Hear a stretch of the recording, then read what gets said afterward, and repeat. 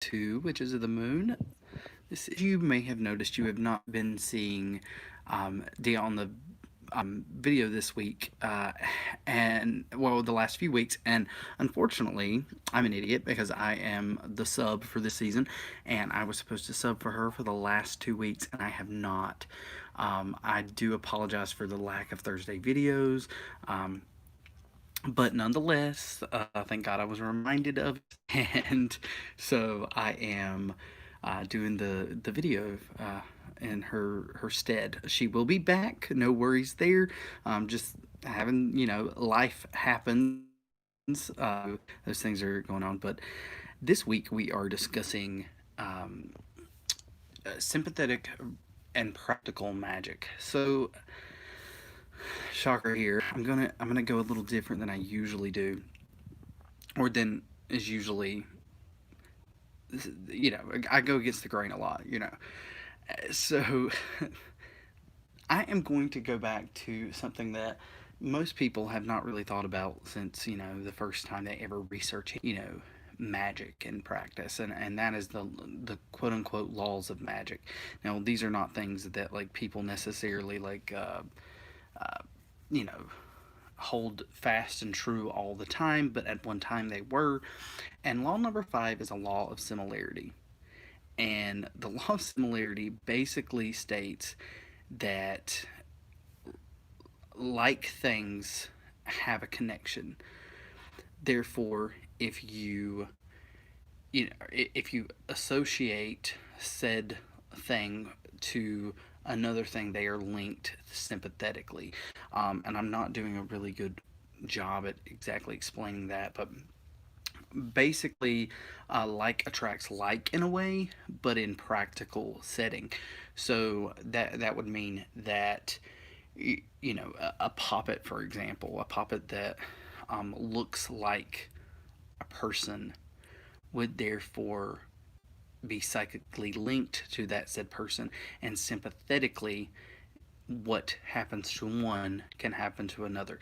So this is a lot of that very old, and sympathetic magic has probably been practiced in every culture forever and a day. Um, in some way, this is how people heal. This is how people hurt. This is how, Natalie said something good this week about uh, farmers going out in the field, and they would jump to show how high they wanted their crops to grow. So they were performing an action and therefore sympathetically charging the effects to happen. Right.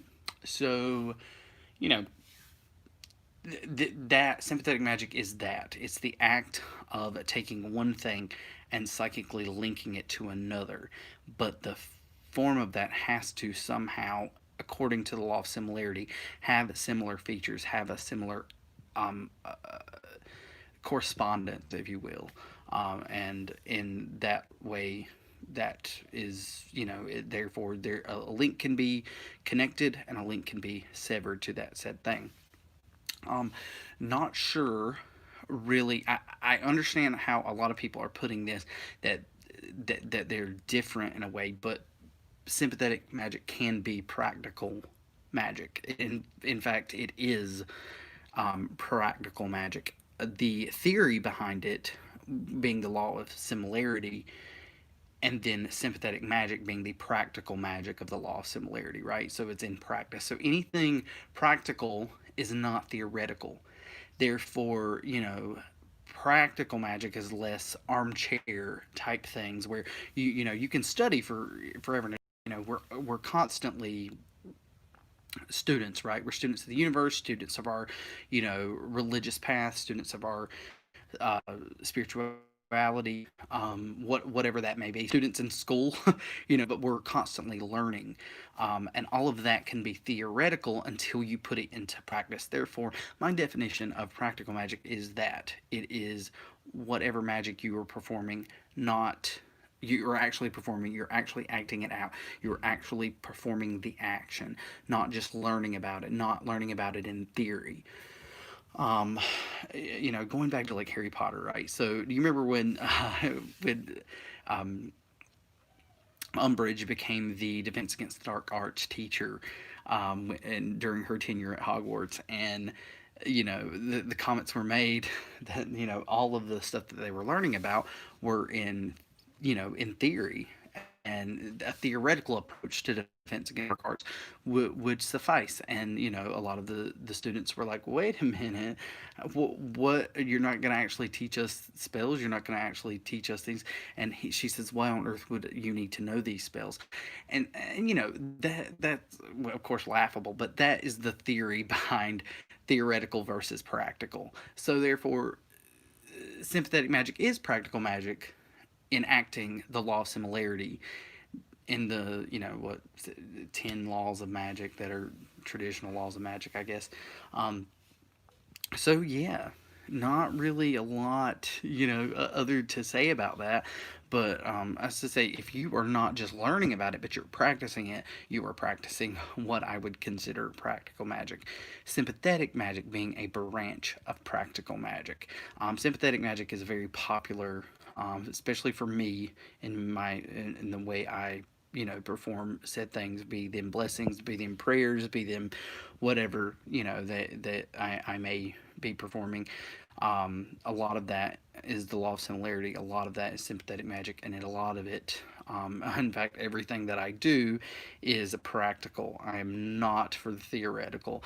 I like theory. I like theory in the sense of learning about something, but I have to put everything into practice.